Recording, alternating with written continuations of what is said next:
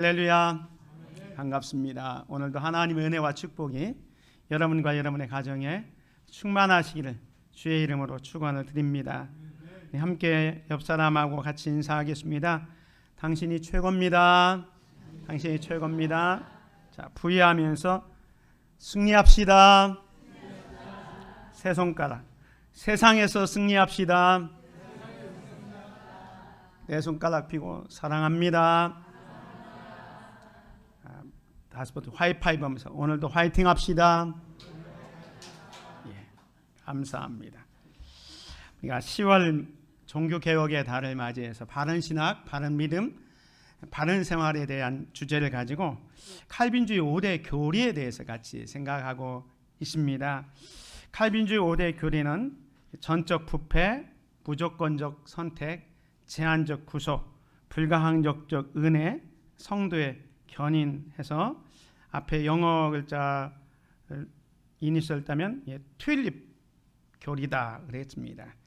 지난주에는 전적 부패에 대해서 말씀드렸는데 오늘은 이제 무조건적 선택, unconditional election에 대해서 같이 생각하고 은혜를 받기를 원합니다. 이 칼빈주의 5대 교리는 따로따로 이렇게 있는 게 아니라 사실은 다 이렇게 연결이 되어 있습니다.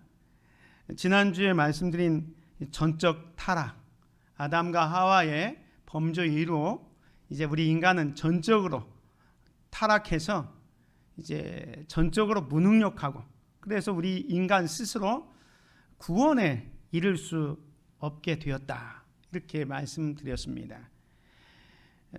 이 전적 타락 다음에 나오는 게 오늘 무조건적 선택입니다. 사실 전적인 타락이 전제되어 있기 때문에 사실은 무조건적 선택으로 가야 합니다. 그리고 이제 다음 주에 생각할 제한적 속죄, 불가항력적 은혜, 성도의 견인해서 성도의 견인은 궁극적인 구원을 말합니다. 그래서 이 5가지 교리는 전적 타락부터 성도의 견인까지 따로따로 있는 게 아니라 다 이렇게 연결되어져 있다라는 겁니다. 지난주에 말씀드리면서 우리 인간은 아담과 하와의 범죄 이후로 그 죄악을 우리가 똑같이 갖고 태어나서 전적으로 타락하고 전적으로 무능력하다 그랬습니다. 그런 우리가 어떻게 구원을 받았습니까? 결론부터 말씀드리면 오늘 제목과 같습니다. 우리는 하나님의 주권에 따라서 무조건적으로 선택을 받아 구원을 받았습니다. 아멘. 오늘 저와 여러분들은 하나님의 주권에 따라서 무조건적인 선택을 받았고 그로 인해서 구원을 받았습니다. 그래서 오늘은 이 칼빈주의 5대 교리 두 번째 교리인 무조건적 선택에 대해서 같이 생각하겠습니다. 여기 나온 무조건적 선택에 대한 정의인데요. 우리 한번 같이 천천히 생각하면서 읽겠습니다. 시작. 하나님의 주권적 의지 속에서 특정한 사람들을 선택하셔서 그에게 은혜로 믿음과 회개를 허락하신다고 믿습니다. 이 하나님의 선택은 인간이 가지고는 어떤 덕이나 예지할 수 있는 행위에 근거한 것이 아닙니다. 그러므로 인간은 하나님의 은혜에 의한 선택으로 구원을 받게 됩니다. 결국 구원은 인간의 산물이 아닌 무조건적인 하나님의 은혜의 선물이라는 것입니다. 그렇죠? 우리가 전적으로 타락해서 전적으로 무능력해서 우리 스스로는 구원에 이를 수 없기 때문에 하나님께서 우리를 선택하셔야만 했습니다.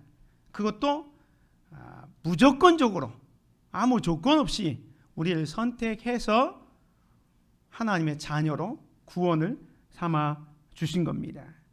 그래서 우리는 이 무조건적 선택이 중요한데요. 그러면 아르미니안주의들은 어떤 이야기를 하냐면 조건적 선택을 이야기합니다. 조건적 선택. 우리는 무조건적 선택을 얘기하는데 칼빈주의에서는, 알미니안에서는 조건적 선택을 얘기하는데, 조건적 선택이라는 건 뭐냐면 하나님이 개인을 선택하셔서 구원을 받게 함은 인간이 하나님의 부름에 순응하리라는 그 부분의 예견에 기초를 두고 있습니다. 무슨 말이냐면 하나님께서 우리를 선택한 이유는 그 선택한 사람들이 하나님의 부름에 응답해서 앞으로 하나님을 믿을 것을 아시고 하나님이 선택을 했다라는 겁니다. 그래서 알민주의는 선택은 사람이 하는 바에 따라서 결정이 됩니다. 우리가 어떻게 반응하냐에 따라서 선택을 받을 수도 있고 못 받을 수 있다는 거예요. 그래서 인간의 자유의지가 담겨져 있습니다. 이렇게 이야기하는 이유는 알미니안주의에서는 지난주에 말씀드린 것처럼 전적인 타락이 아니라 부분적으로 타락했기 때문에 그 일부 남은 것 가지고 하나님을 찾을 수 있다는 전제가 있기 때문에 조건적 선택을 이야기하죠. 반면에 칼빈주의에서는 전적으로 타락했기 때문에 우리는 내 스스로는 하나님께 도달할 수 없다. 그래서 하나님이 어떤 개인에게 구원을 주시기로 선택하심은 오직 그분만이 가지고 계신 최상의 의지에만 달려 있습니다. 하나님의 선택, 또 예정이라고 하는데 이 선택의 근거가 인간에게 보여지는 그 어떤 것이 아니라 오직 하나님의 선하신 뜻에 달려 있다라는 거예요. 이게 이제 우리의 구원은 우리 인간에게 달려 있지 않고 하나님의 주권에 달려 있다라는 것이 무조건적 선택입니다. 그래서 칼빈주의 하면 우리는 예정론을 얘기합니다. 이 선택, 무조건적 선택이 가장 중요한 5가지 교리 중에서 어찌 보면 이 두 번째 교리가 핵심이라고 할 수 있습니다. 그래서 하나님께서 우리를 무조건적으로 선택해 주셨다라는 겁니다. 그래서 첫 번째로 하나님은 우리를 무조건적으로 선택을 하셨습니다. 무조건적으로 선택하셨는데 이거에 대한 성경적 근거는 오늘 같이 읽은 로마서 8장 29절과 30절입니다. 이 말씀을 다시 보면 하나님이 미리 아신 자들을 또한 그 아들의 형상을 본받게 하기 위하여 미리 정하셨으니 이는 그로 많은 형제 중에서 맏아들이 되게 하려 하심이니라. 미리 정하신 그들을 또한 부르시고 부르신 그들을 또한 의롭다 하시고 의롭다 하신 그들을 또한 영화롭게 하셨느니라. 여기 보면 미리 정하셨다. 이 미리 정하셨다는 게 예정입니다. 선택이죠. 미리 정하셨기 때문에 예정. 근데 그 앞에 보면 하나님이 미리 아신 자들을 미리 아셨다는 것은 한자로는 예지입니다. 그래서 알미니안에서는 예정론을 이야기합니다. 하나님께서 미리 아셨는데 그 하나님께서 미리 아신 것이 뭐냐면 아까 말씀드린 것처럼 이 사람이 앞으로 하나님을 믿을 것이라는 것을 아시고 하나님께서 그 사람을 선택했다는 게 알미니안주의들이 말하는 예정설입니다. 그러나 성경은 이 말씀을 그 사람들이 잘못 이해하고 있는 거예요. 여기 하나님이 미리 아신 자들을 미리 정하셨다는 것은 하나님이 미리 아셨다는 이 말은 무슨 말이냐면 이 사람이 앞으로 예수를 믿을 것인지 안 믿으실 것인지 보고 선택하는 게 아니라 우리를 아셨다는 것은 우리 존재 자체를 아셨다는 거예요. 우리 존재 자체를 아시고 여러분이 어떤 상태인지를 하나님이 다 아셨다는 거예요. 그 아심을 가지고 우리를 구원하셨다는 거예요. 다시 말하면 우리를 향한 하나님의 사랑은 무조건적이지만 아무도 모르는 채 사랑하시고 무분별한 그런 사랑, 또 무목적인 사랑이 아니라 특별한 목적을 가지고 우리를 선택해 주셨다는 거예요. 그래서 또한 그 아들의 형상을 본받기 위하여 미리 정하셨으니 그 아들은 예수 그리스도죠. 예수 그리스도를 본받게 하기 위하여 미리 정하셨다는 거예요. 이는 그로 예수 그리스도로 많은 형제 중에서 맏아들이 되게 하려 하심이라. 예수님이 우리의 맏아들이 되고 우리는 그와 같은 형제로서 하나님 나라에 이르게 될 것을 말씀합니다. 그래서 미리 정하신 자들을 이제 때가 되면 부르십니다. 소명. 그리고 부르신 그들을 또한 나중에 의롭다 하시고 의롭다 하신 이들을 나중에 영화롭게 하시는데 오늘은 미리 정하셨다는 예정입니다. 그래서 칼빈주의에서 핵심은 예정론입니다. 하나님께서 미리 정하셨다는 거예요. 그런데 우리를 정하실 때 아르미니안주의들이 생각하는 것처럼 여러분들이 앞으로 예수를 믿을 것이다, 하나님을 믿을 것이라는 것을 알고 선택한 것이 아니라 그냥 무조건적으로 하나님이 우리를 선택해 주셨다는 거예요. 무조건적으로 선택했다고 해서 여기 보면 하나님이 미리 아셨는데 그 미리 아신 것은 앞으로 예수 믿을 것을 아신 것이 아니라 여러분 존재 자체를 아는 거예요. 여러분 존재 자체를 아시고 하나님이 미리 정하셨다는 거예요. 다시 말해서 여러분의 행위가 아니라 여러분의 존재를 아시고 우리를 미리 선택, 예정하신 겁니다. 그래서 디모데후서 1장 9절에 보면 이렇게 말씀합니다. 하나님이 우리를 구원하사 거룩하신 소명으로 부르시면 우리의 행위대로 하심이 아니요 오직 자기 뜻과 영원 전부터 그리스도 예수 안에서 우리에게 주신 은혜대로 하심이라 라고 말씀하고 있습니다.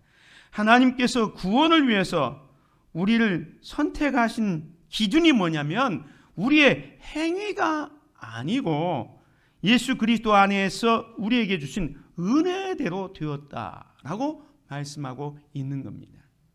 사랑하는 성도 여러분, 여러분이 한번 물어보겠습니까? 구원 받으셨습니까? 아멘. 여러분 구원 받으셨는데 여러분이 구원은 무엇 때문에 받았다고 생각합니까?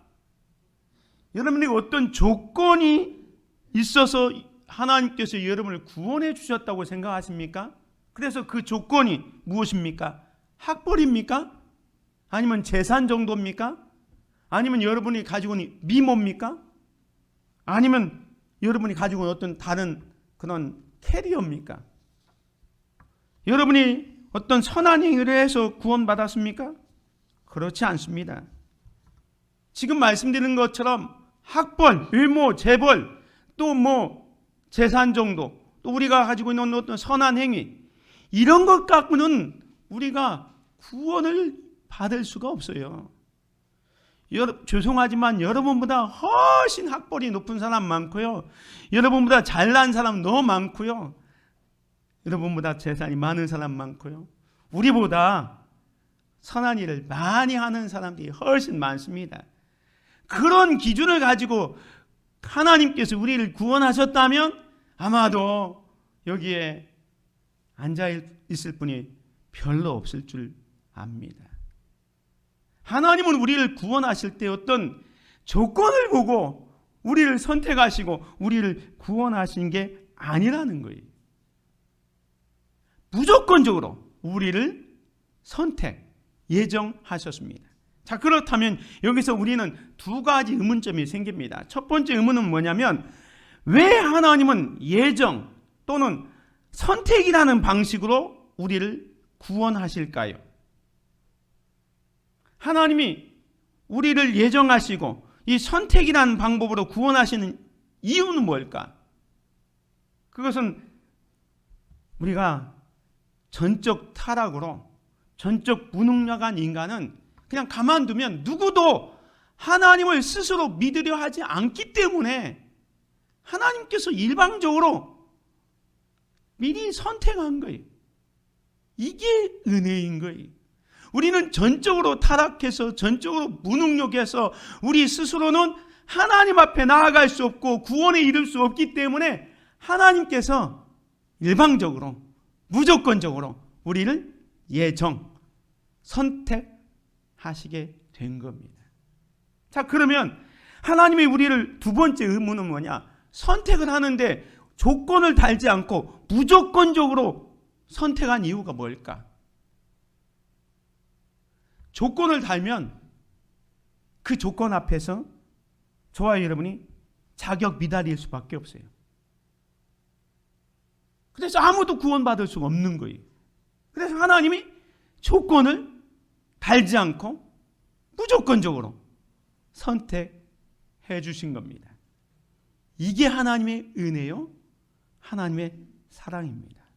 그래서 두 번째로 생각할 게 뭐냐면 무조건적 선택은 하나님의 주권과 특별한 사랑에 근거하는 거예요. 조건을 가지고 구원했다면 이건 하나님의 은혜를 이야기할 수 없죠. 내가 가지고 있는 조건 때문에 구원받기 때문에. 근데 내게는 아무런 조건이 없습니다. 아무런 자격이 없습니다. 근데 하나님께서 무조건적으로 저와 여러분을 예정하시고 선택하셨다는 것은 이게 하나님의 주권이면서도 특별한 사랑이라는 거예요. 그 말씀이 오늘 같이 읽었던 에베소서 4장 1절에서 6절입니다. 같이 한번 다시 읽습니다. 시작. 곧 창세 전에 그리스도 안에서 우리를 택하사 우리로 사랑 안에서 그 앞에 거룩하고 흠이 없게 하시려고 그 기쁘신 뜻대로 우리를 예정하사 예수 그리스도로 말미암아 자기의 아들들이 되게 하셨으니 이는 그가 사랑하시는 자 안에서 우리에게 거저 주시는 바 그의 은혜의 영광을 찬송하게 하려는 것이라. 여기 보면 우리를 선택하시고 예정하신 시기를 창세 전이다 라고 얘기합니다. 그리고 선택의 기준은 여기서 무조건이라고 해서 우리의 어떤 행위의 조건은 아니지만 선택의 기준은 그리스도 안에서 우리를 선택해 주셨어요. 그리고 선택의 근거라고 할 수 있는 주권, 선택의 주권은 하나님의 기쁘신 뜻대로 하나님 마음대로 선택했다는 거예요. 그리고 선택의 목적은 하나님의 은혜의 영광을 찬송하게 하기 위해서 우리를 선택해 주셨다는 거예요. 사랑하는 성도 여러분, 이게 엄청난 은혜 아닙니까? 창세 전에 아무것도 보지 않고 그냥 예수 그리스도 안에서 하나님의 기쁘신 뜻대로 저와 여러분을 선택해 주셨다는 거예요. 그래서 로마서 9장에 보면 이런 얘기를 합니다. 기록된 바 내가 야곱은 사랑하고 에서는 미워하였다 하심과 같으니라. 야곱과 에서는 리브가의 자녀들, 쌍둥이잖아요. 같은 배에서 있지만 하나님께서는 에서는 미워하고 야곱은 사랑했다는 거예요. 똑같은 자녀인데도 하나는 사랑하고 하나는 미워한 이유가 뭡니까? 이게 하나님의 기쁘신 뜻이라는 거예요. 이 어린아이들이 뱃속에는 태아가 무슨 행위를 한 게 아니에요. 그냥 하나님이 그리스도 안에서 기쁘신 뜻대로 누구는 사랑하고 누구는 미워하고. 다시 말하면 여러분은 하나님께서 미리 창세전에 선택하시고 택하셔서 구원받게 하시고, 누구는 하나님이 선택 안 하셔서 멸망의 자리에 들어가게 된다는 거예요. 그래서 여기 말합니다. 그런즉 우리가 무슨 말을 하리요? 하나님께 불의가 있느냐? 그럴 수 없다는 거예요. 하나님의 이 주권에 대해서 우리가 왜 나는 선택해 주지 않았습니까? 이렇게 할 수 없다는 거예요. 이건 나중에 다시 말씀드리겠습니다. 그래서 하나님이 나를 사랑해 주신 것, 이건 특별한 사랑이라는, 은혜라는 거예요. 그래서 신명기 7장에 보면 이렇게 말씀합니다. 하나님께서 이스라엘 백성들을 민족적으로 선택했는데 그때 이렇게 말씀합니다.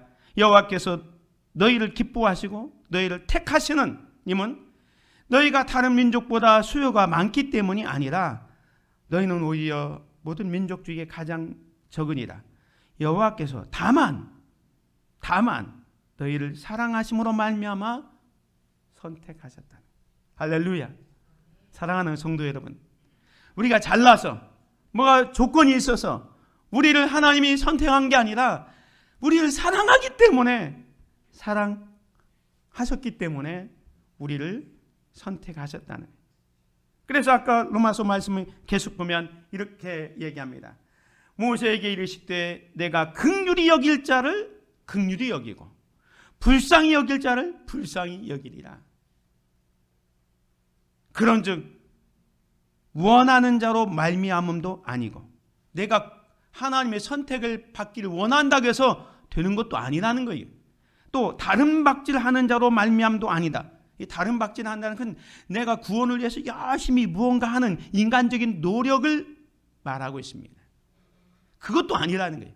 내가 원한다고 해서 하나님의 선택을 받아 구원받는 것도 아니고, 내 다름질, 즉 내 노력을 통해서 하나님의 선택을 받고 구원에 이르는 것도 아니고, 오직 긍휼히 여기시는 하나님으로 말미암음이니라. 하나님의 특별한 사랑, 주권을 말씀하고 있어요. 자, 여러분, 우리가 대단한 사람 아닙니까?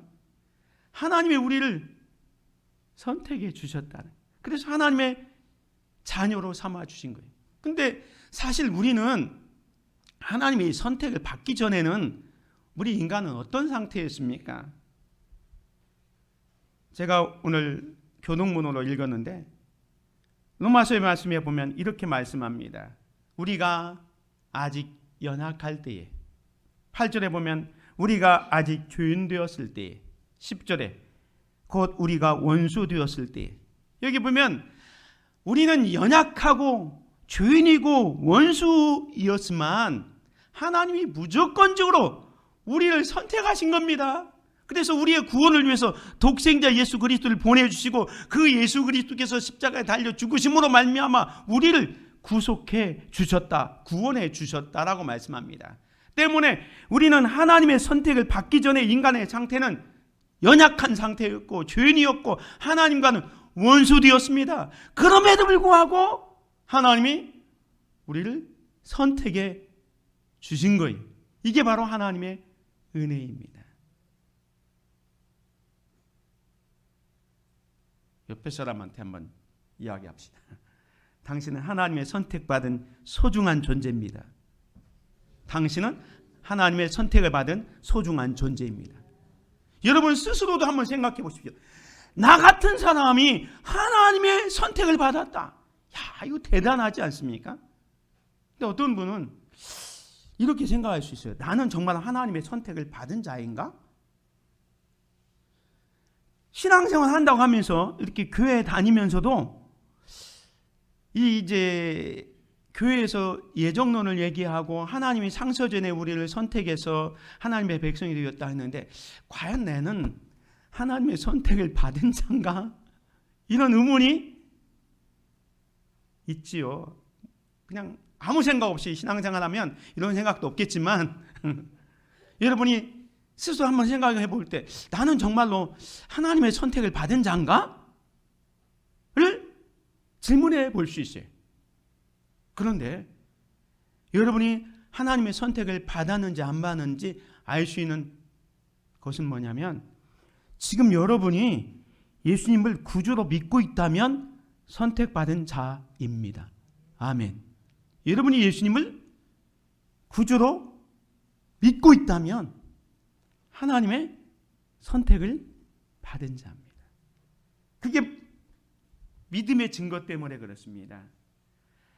요한복음 3장 16절에 보면 하나님의 세상을 이처럼 사랑하사 독생자를 주셨으니 이는 그를 믿는 자마다 멸망하지 않고 영생을 얻게 하려 하심이라 말씀합니다. 예수 그리스도를 믿고 그를 따르는 삶을 사는 것은 여러분이 이미 하나님의 선택을 받았다는 증거입니다. 그러니까 여러분이 더 이상 의심할 필요 없어요.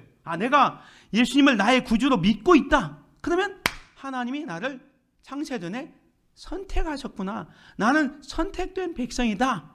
라고 믿으시기 바랍니다. 두 번째 증거는 성령의 역사입니다.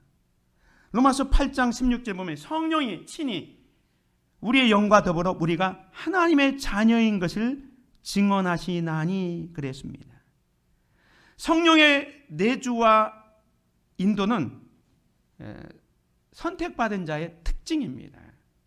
그래서 여러분이 예수님을 나의 구주, 나의 하나님으로 고백할 수 있다면 이건 성령님이 여러분 안에 거하시는 거예요.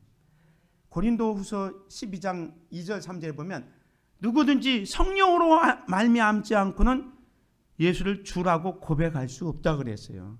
그러니까 예수님을 여러분이 구주로 고백했다는 것은 성령님이 임재하신 거예요. 그래서 성령이 친히 우리의 영과 더불어 우리가 하나님의 자녀인 것을 증언하시는 성령의 역사를 통해서 내가 하나님의 선택을 받은 자녀다라는 걸 알 수가 있습니다. 세 번째는요, 여러분이 열매 맺는 삶을 통해서 내가 하나님의 자녀인 것을 알 수가 있습니다. 마태복음 7장 16절에서 20절에 보면 이런 말씀이 있습니다. 18절에 좋은 나무가 나쁜 열매를 맺을 수 없고 못된 나무가 아름다운 열매를 맺을 수 없느니라. 20절 이러므로 그들의 열매로 그들을 알리라. 여러분이 살면서 어떤 아름다운 열매를 맺고 있습니까? 여러분이 아름다운 열매를 맺고 있다면 하나님이 나를 선택해서 이런 아름다운 열매를 맺으며 살아가게 하시는구나. 내 안에 사랑과 기쁨과 평화, 그런 아름다운 열매들이 맺혀져 가고 있다면 여러분은 분명히 하나님의 선택을 받은 백성이라는. 아멘? 그 다음에 하나님의 관계 속에서도 내가 하나님의 자녀이고 선택받았는지를 알 수 있어요. 그게 뭐냐면 요한 1서 2장 3절에 보면 우리가 그의 계명을 지키면 이로써 우리가 그를 아는 줄을 알 것이요 그를 아노라 하고 그의 계명을 지키지 아니하는 자는 거짓말하는 자요 진리가 그 속에 있지 아니하되 누구든지 그의 말씀을 지키는 자는 하나님의 사랑이 참으로 그 속에서 온전하게 되었나니 이로써 우리가 그의 안에 있는 줄을 아노라. 여러분이 신앙생활 하면서 이렇게 교회에 오잖아요.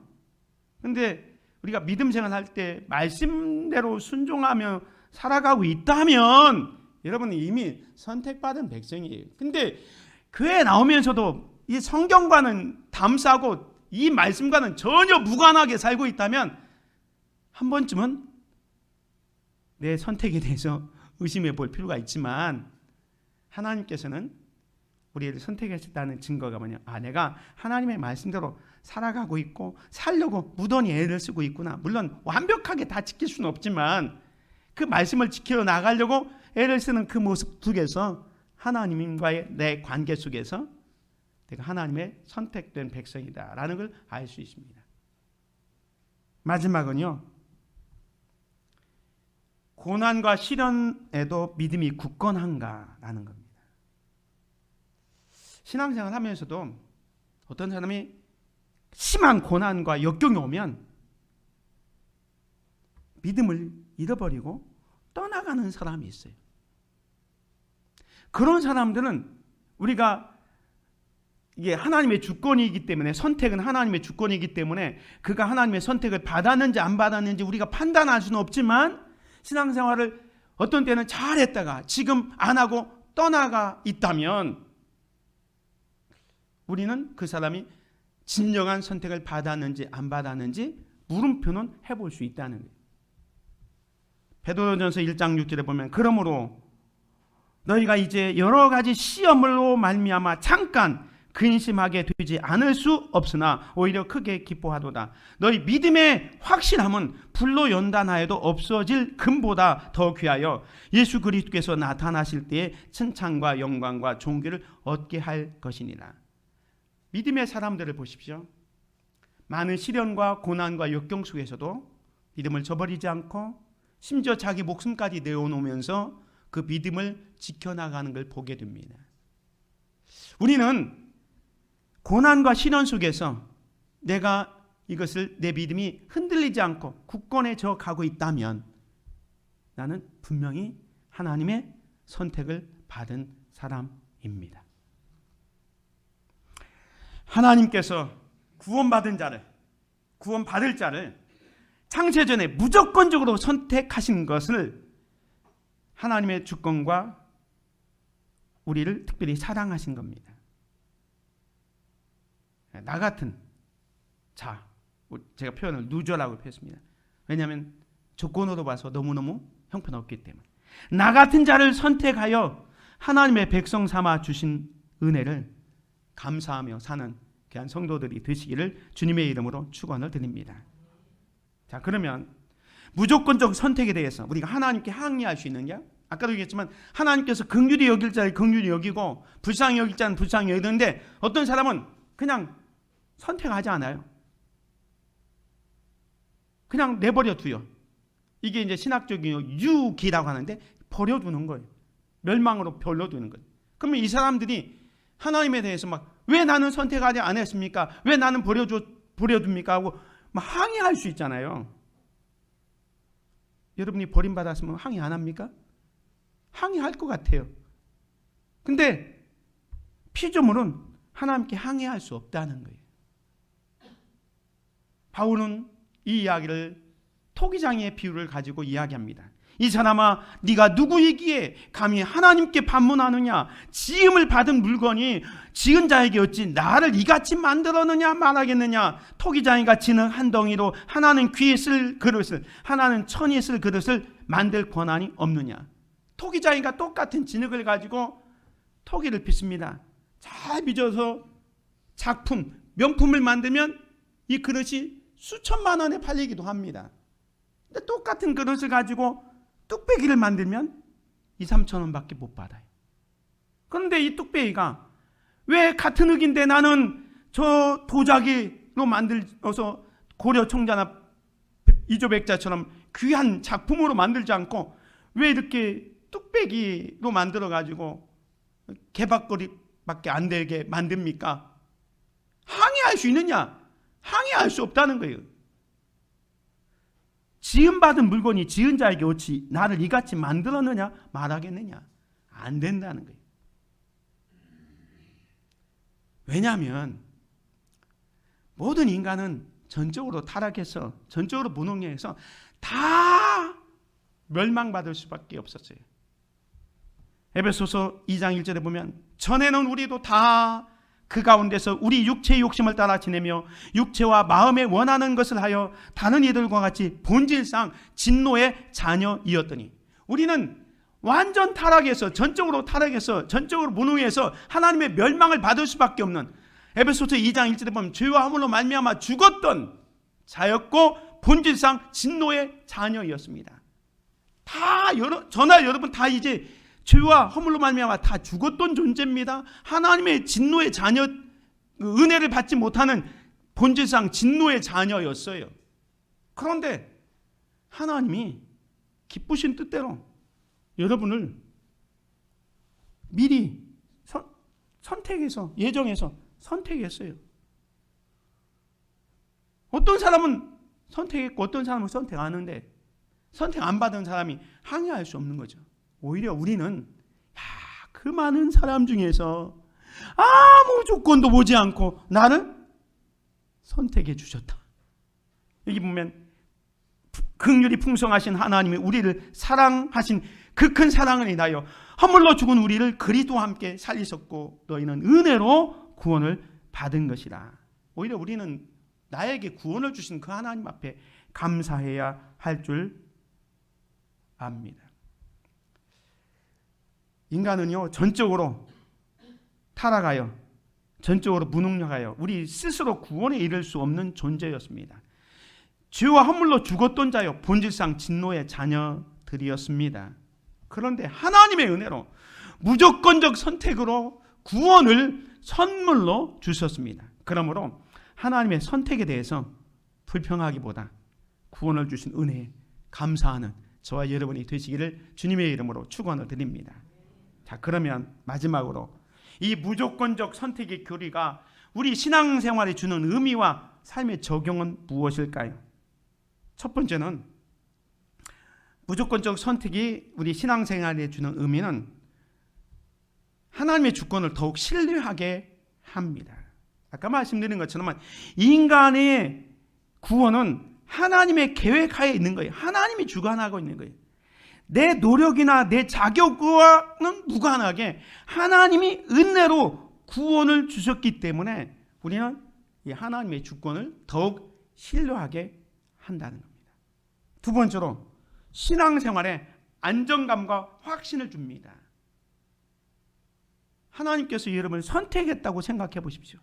그러면 내가 신앙생활하면서 조금 힘들고 어려워도 하나님이 나를 선택해 주셨기 때문에 이 고난과 역경을 쉽게 이겨나갈 수 있는 거예요.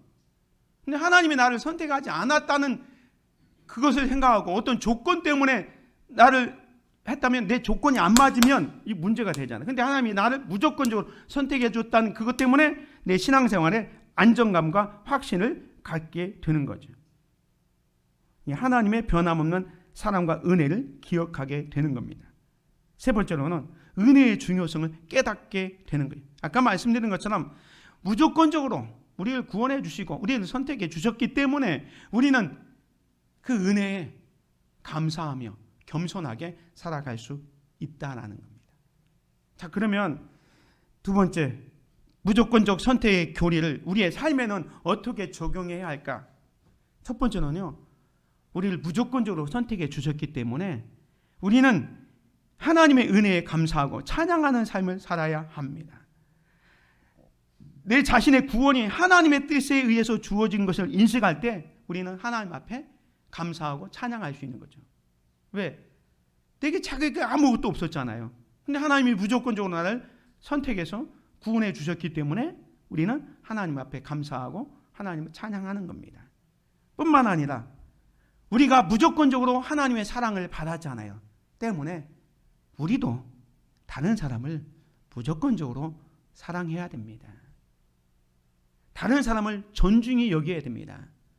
이게 우리가 살아가야 할 신앙의 자세입니다.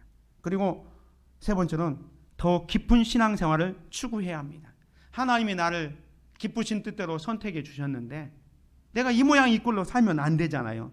하나님이 원하시는 방향, 하나님의 뜻대로 살려고 더 열심히 신앙생활을 하게끔 하는 거예요. 그리고 마지막으로는 더욱 열심히 복음을 전하게 됩니다. 왜냐하면 하나님의 선택된 백성들이 구원을 이루도록 그들에게 복음을 전할 필요가 있다는 거예요. 근데 우리는 다 하나님이 예정되었기 때문에 그냥 때가 되면 하나님이 부르실 텐데 우리가 왜 전도하느냐라고 이 칼빈주의 예정론을 가지고 전도할 필요 없다라고 얘기하지만 아닙니다. 오히려 이 칼빈주의 예정론, 전적 타락과 이 무조건적 선택 교리는 우리로 하여금 아직 구원에 이르지 못하는 자들에게 더 열심히 전도해서 그 택함 받은 백성들이 빨리 이 구원의 복음을 듣고 하나님을 영접할 수 있도록 구원의 길에 들어올 수 있도록 열심히 전도해야 하는 겁니다. 결론입니다. 우리는 하나님의 주권으로 무조건적인 선택으로 구원을 받았습니다. 나의 노력이나 공로가 아닌 하나님의 은혜로 구원받았음을 감사합시다. 아울러 구원의 확신을 갖고 생활합시다. 왜? 하나님이 나를 선택했기 때문에 이 구원의 확신을 갖고 생활해야 되고 또한 하나님이 선택한 자들이 복음을 통해 구원받을 것이라는 확신을 갖고 이 복음을 전하는 일에도 더욱 열심을 내는 귀한 성도들이 되시기를 주님의 이름으로 축원을 드립니다. 은혜로우신 아버지 하나님 감사합니다. 오늘도 칼빈주의 5대 교회 두 번째 무조건적인 선택을 통해서 하나님의 주권과 하나님의 특별한 은혜를 우리가 기억하게 하심을 감사합니다. 나를 무조건적으로 선택해 주시고 구원해 주셔서 하나님의 자녀 삼아 주심을 늘 기억하고 하나님께 감사와 찬양을 드리며 살아갈 뿐만 아니라 이제 이 선택된 백성들이 예수 그리스도를 믿고 구원의 자리에 이를 수 있도록 우리가 열심히 저들을 사랑하고 저들에게 복음을 전할 수 있도록 은혜를 베풀어 주시옵소서. 예수 그리스도의